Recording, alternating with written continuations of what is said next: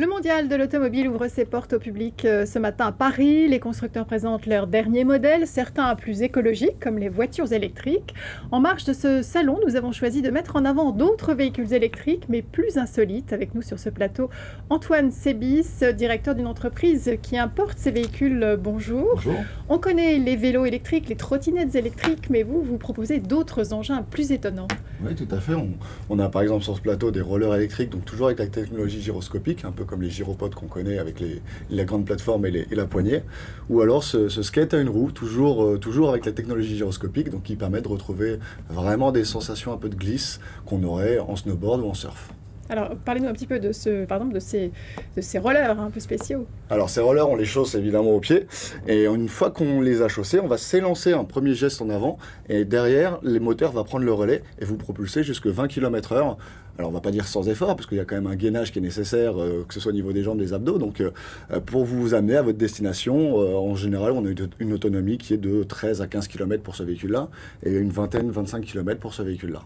Alors, est-ce qu'on a besoin d'avoir fait l'école du cirque pour tenir en équilibre sur ces engins ? Non, pas du tout. C'est des engins qui nécessitent effectivement un apprentissage, comme le vélo quand on est plus jeune et compagnie.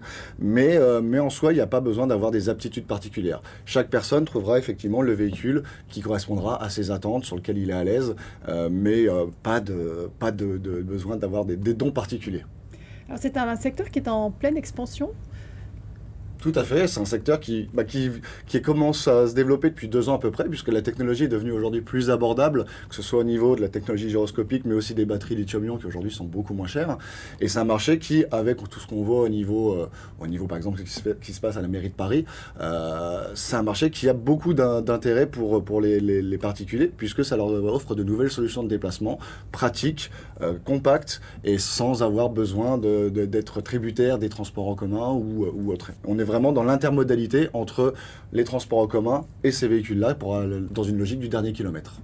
Alors, ce sont des engins qui se démocratisent parce que les prix aussi ont baissé. Au départ, c'était quand même très très cher. Les premiers véhicules auto équilibrés.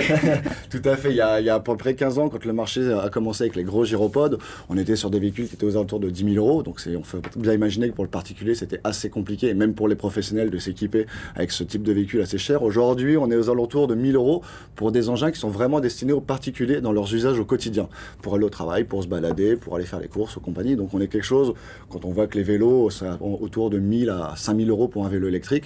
Aujourd'hui, on est dans une gamme de prix qui est totalement en corrélation avec ce qui se fait sur le marché du vélo traditionnel. Très bien, merci beaucoup Antoine Sébis, je testerai après le journal. Pas de souci. Merci.